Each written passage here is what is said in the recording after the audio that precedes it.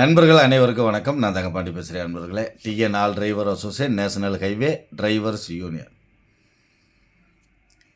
இப்போ எதற்காக இந்த வீடியோ பதிவு அப்படின்னு கேட்டிங்கன்னா, முழுக்க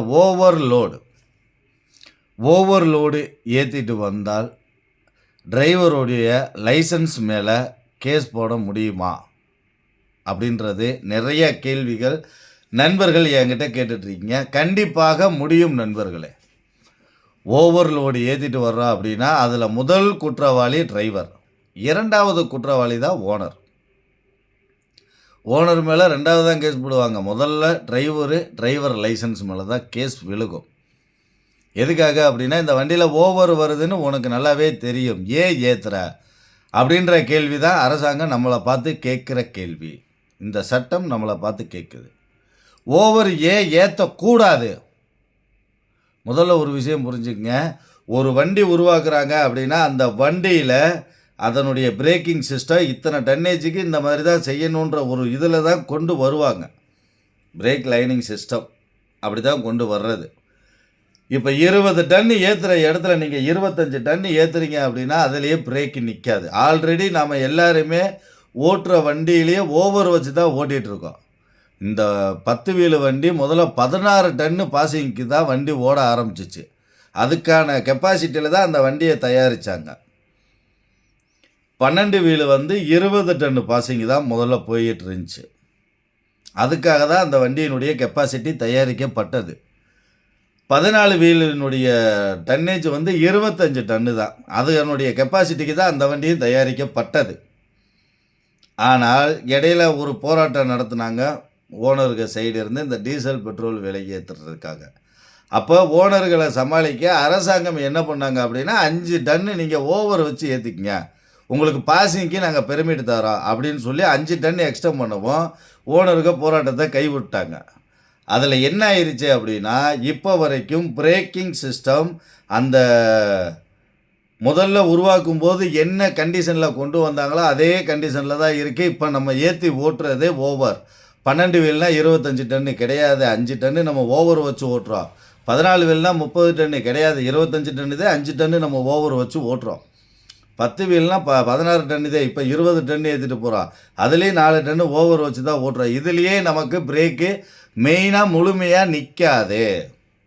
நாம் ஒரு இடத்துல அடித்தோம்னா அது ஒரு இடத்துல போய் நிற்கும். இந்த கண்டிஷன் தான். இதுலேயே மைலேஜ் டவுன் ஆகும். இது ஓனர்களுக்கும் நல்லாவே தெரியும். அப்படி இருந்து எனக்கு இவ்வளோ மைலேஜ் கொடு, இவ்வளோ மைலேஜ் கொடுன்னு டிரைவரை போட்டு டார்ச்சர் பண்ணுறது எங்கே? அது அந்தந்த கம்பெனியில் இந்த வண்டிக்கு இந்த கம்பெனி என்ன மைலேஜ் கொடுத்துருக்குன்றத பாருங்கள், நீங்களே கேட்டு தெரிஞ்சுக்குங்க. இப்போ நீங்கள் என்ன மைலேஜ் கொடுக்குறீங்கன்றதை பாருங்கள், உங்களுக்கே தெரிஞ்சிடும். நாம் ஆல்ரெடி எக்ஸ்ட்ரா தான் கொடுத்துட்ருக்கோம். இதுவும் ஒரு பக்கம் பிரச்சனை. இப்போ நம்ம அந்த டாபிக் கூட வரலை, சரிங்களா? இப்போ ஓவர் வச்சு ஓட்டக்கூடாதுன்றதுக்கான காரணம் பிரேக் நிற்காது, நம்மளுடைய கட்டுப்பாட்டில் வாகனம் இருக்காது. எது எப்போ வேணாலும் உடஞ்சி விழுகலாம், பிரேக் நிற்கலைன்னா விபத்தாகலாம். டிரைவர் இன்க்ளூடிங் பொதுமக்கள் இவங்க பாதிக்கப்படக்கூடாது அப்படின்ற காரணத்துக்காக தான் அரசாங்கம் ஓவர் ஏற்றக்கூடாது அப்படின்னு சொல்கிறாங்க. நண்பர்கள் உடனே கேட்கலாம், ஏன் அந்த ஏரியாவில் நான் ஓட்டுறேன், மாதம் டோக்கன் போட்டு ஓட்டுறேன். நம்ம ஓட்டுறோம், சரி கட்டி ஓட்டுறோம். நாம் எடுக்கிறது ரிஸ்க்கு. அந்த ரிஸ்க்கை எடுக்காதீங்க. அப்படி நீங்கள் ரிஸ்க் எடுத்து ஓட்டி கொடுத்து ஓனருக்கு 1க்கு 10 வண்டி வாங்கி கொடுத்து அவர் என்ன உங்களுக்கு ஒரு வண்டியை இனாமாக கொடுத்துட்டாரா? இல்லைல்ல. அப்புறம் எதுக்காக ஓவர் ஓட்டுறீங்க? ஓவர் ஓட்டுறதுனால உங்களுடைய உயிரையும் உங்களுக்கு எதிரில் இருக்கிறவங்க உயிரையும் பணயம் வைக்கிறீங்க. கண்டிப்பான முறையில் ஓவர் ஓட்டாதீங்க. ஓவர்லோடுனா ஓட்ட மாட்டோன்னு சொல்லுங்கள். அந்த வண்டியை விட்டு இறங்கி வந்துருங்க. உங்கள் உயிரை நீங்கள் காப்பாற்றுறீங்க, உங்களுக்கு முன்னாடி இருக்கிறவங்க உயிரையும் நீங்கள் காப்பாற்றுறீங்க. அந்த இடத்துல நீங்கள் நல்லதே பண்ணுறீங்க. அப்பேற்பட்ட வண்டியில் ஓட வேண்டியது கிடையாது. நீங்கள் ஓவர் ஏற்றி கேஸ் போட்டால் கண்டிப்பாக சங்கம் உங்களுக்காக நிற்காது. எப்படி? சங்கம் உங்களுக்காக நிற்காது அப்படின்றத தெரியப்படுத்துறதுக்கு தான் இந்த வீடியோ. நீங்கள் தப்பு பண்ணிவிட்டு அதை சமாளிக்கிறதுக்கு அதிலிருந்து தப்பிக்கிறதுக்காகவும் சங்கத்தை கூப்பிட்டால் சங்கம் உங்களுக்காக நிற்காது. ஓவர் ஏற்றாதீங்க. ஓவர் ஏற்றுற வண்டியில் ஓடாதீங்க. அப்படி உங்கள் லைசன்ஸ் மேலே கேஸு போட்டாங்கன்னா சங்கத்தை கூப்பிட்டா சங்கம் வராது. இந்த தகவலை நண்பர்களுக்கு தெளிவாக தெரியப்படுத்திக்கிறேன். ஓவர் ஏற்றி ஓட்டுறது நம்ம வேலை இல்லை. அந்த வண்டியோட பாசிங் என்ன, அதை ஏற்றி ஓட்டுங்க, அதுவே போதுமானது. அது ஏன் ஏற்றக்கூடாதுன்றதுக்கான விளக்கம் தெளிவாக கொடுத்துருக்கோம்.